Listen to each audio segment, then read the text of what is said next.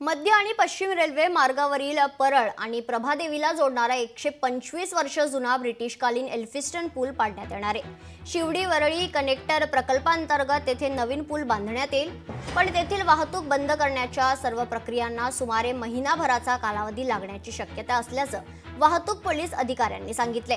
पूल पाडल्यानंतर वाहतूक टिळक ब्रिज आणि करी रोडच्या पुलाच्या दिशेने वळवण्यात येणार आहे।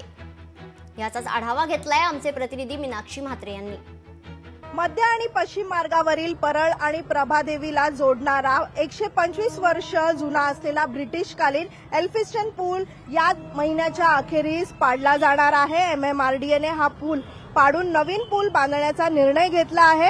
नवीन पूल बांधण्यासाठी सुमारे 2 वर्षाचा काळ लागण्याची शक्यता आहे आणि त्यामुळे मुंबईकरांना पुढील काही काळ मोठ्या वाहतूक कोंडीला सामोरं जावं लागू शकतं। दक्षिण मुंबईतील दादर इथला टिळक पूल आणि लोअर परळ इथे आज झालेल्या डिलाईल रोड पुलाला समांतर असलेला हा पूल पाडल्यानंतर या 2 पुलांवर वाहतुकीचा ताण वाढू शकतो। सायन पूल आधीच आपण पाहतोय की बंद असल्यामुळे वाहतूक कोंडी वाढण्याची शक्यता आहे। या ठिकाणी सध्या तर आपण पाहिलं तर सांताक्रूज चेंबूर पुलासारखीच सररचनेप्रमाणे या ठिकाणी डबल डेकर उडान पूल बांधण्यात येणार आहे आणि खालचा पूल जर आपण पाहिला तर पूर्व आणि पश्चिम भागाला जोडणारा असेल तर वरचा मार्ग शिवडी नावाशेवा अटल सेतूला जोडला जाणार आहे आणि MMRDAने या संदर्भात 4.5 किमीचा उत्तन्न मार्ग बांधण्याचा प्रस्ताव तयार केला असून या पुलामुळे अटल सेतूवरील वाहनांना थेट वर्ली किंवा दक्षिण मुंबई आणि वांद्र्याच्या दिशेने प्रवास करणे सोपे जाणार आहे। या सगळ्याच परिस्थितीचा आढावा MMRDA कसा घेते आणि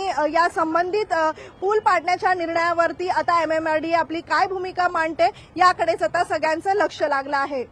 जर्नलिस्ट निकेश मोरेसह मीनाक्षी म्हात्रे, लोकशाही मराठी, मुंबई। लोकशाही मराठी ऐका, पहा, जागरूक रहा।